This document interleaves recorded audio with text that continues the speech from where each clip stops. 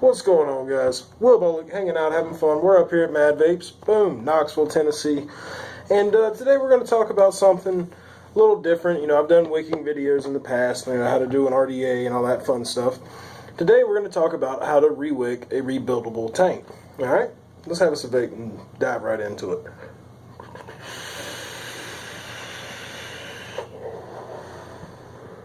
Man, Madvapes Max. It's good stuff. Peppermint bark cookie. It's good. It's real good. Alright, so the tank that we're going to be using today is the Cleto RTA. Or RTA. I'm sorry, let me get my terminology right. The Cleto RTA. And if anybody of you guys have watched my videos in the past or come up to the shop, you guys know I love my Cleto. Alright, so all I've done is broken this guy down, and I've got it down to the build deck. First thing we're going to do is kind of go over some tools that we're going to need. Alright, needle nose pliers, scissors. I like these things to, you know, kind of tuck in my cotton, put it where I want it. And of course we're going to need some cotton. Alright, so now that we've got our tools together, we're going to take this old cotton out. And this coil is not too bad dirty or anything like that, so I'm just going to let it rock, you know, savor the flavor a little bit.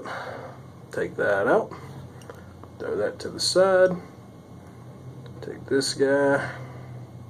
And you want to kind of be careful, especially if you're using any kind of specialty coils, anything like that. You don't want to pull on your cotton too hard. Just jank out your coil, and life's no good. It's no good at all. Alright, so here, I've taken the cotton out of the coils. Now all we're going to do is replace it. So, what I like to do is, we're going to think about the inside diameter of your coil. Alright, these guys are wrapped around a 3 millimeter. So we were going to take that 3 millimeter plus a half. That's how wide of a strip of cotton you want to cut. So 4.5 millimeters of cotton. There is no science to this, guys. This is what works best for me. Scissors are getting old. Bless them. Alright.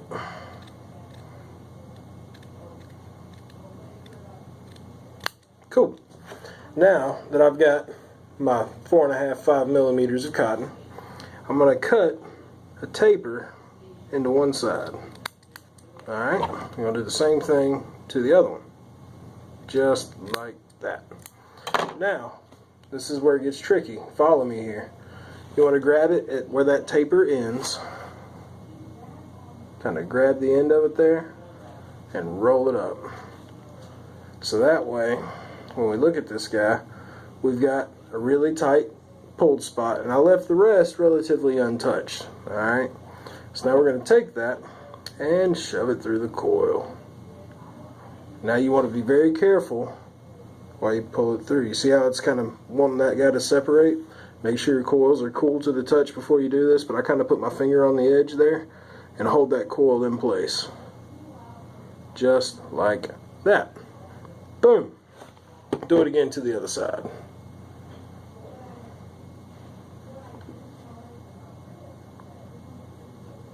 Alright, grab it, kind of hold it together with your finger, pull it through. Just like that. Now, this is the point where a lot of people get really confused and kind of stumble up. I've got all this cotton here. How much of it do I actually need? Now, what I've come to find is that these guys that make these tanks and these rebuildables kind of tell us how much cotton we need to wick it without telling you. What I like to do is go to the outside of that build platform. Alright? Right on the outside of that build platform. Cut. Boom. Just like that. Now we're going to do the same thing to the other side. And it's okay to leave it a little long. See, it's always cool to cut more off. Can't really add it on. You got to make a new wick. Alright, so now that I've got this down to a little bit more manageable size, we're going to look at this build platform. And when you look at this build platform, you'll see little channels on the side where you've got these wicking openings here. Let me get this where you can see it. My apologies. You got your wick hole there, there, and there, and there. And you want to tuck this cotton down into those channels. That's when these little guys come in really, really handy. And we just want to take them and tuck that cotton into that well. just like that. And it's okay to take your time on this, guys. Remember, a pretty wick is a happy wick, just like a pretty coil is a happy coil. If it looks janky and it vapes like junk, it's probably because it looks janky. Just saying. We're going to do the same thing to the other side. Just kind of tuck it in those juice wells.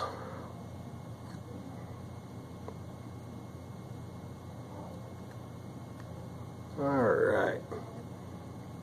Now, just kind of go through and make sure everything looks right. What you want is to see cotton in those wicking channels. Just like that. Alright, now I'm going to show you guys. When you look in these wicking channels, you see that cotton? That's what you want. You want to be able to see those wicks. You look in there, my airflow is unobstructed. Don't want to tuck any cotton in front of that airflow. And it looks nice, feels nice. Now all we got to do is juice it up. Got my peppermint bark cookie. And, you know, just kind of get this cotton good and saturated. If you've got your atomizer sitting on a device after you get it saturated, you can pulse it a couple times if you want. Kind of break that guy in a little bit.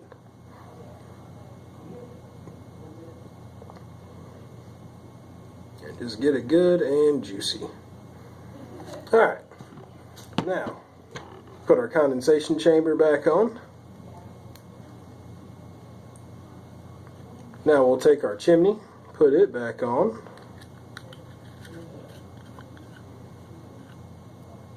Take our tank section. With these Cleto bubble glasses, I don't know if everybody knows about this or not, but there is a right way and a wrong way to do this.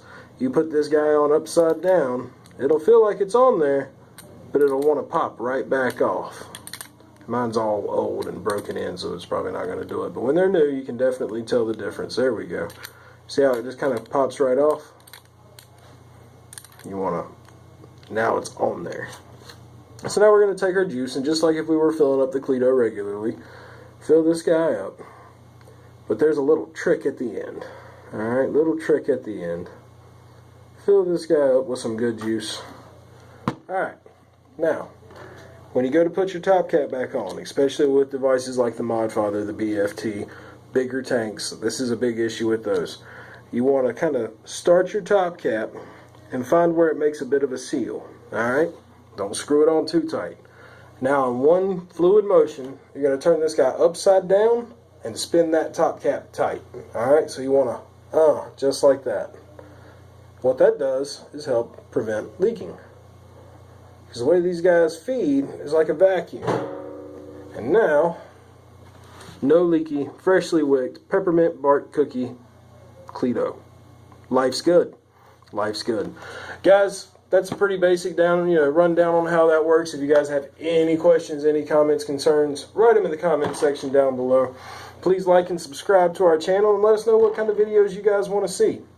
If there's a certain topic that you're kind of questionable on, or maybe some questions that you have, or maybe just a rant that you want to hear, let us know. We'll put it up. Guys, please, please, please be safe out there. The world is a crazy place right now. People are losing their common sense. So please be safe. Guys, please always stay blessed. And when you can, let's keep it cloudy. It's hard to do with a dead battery.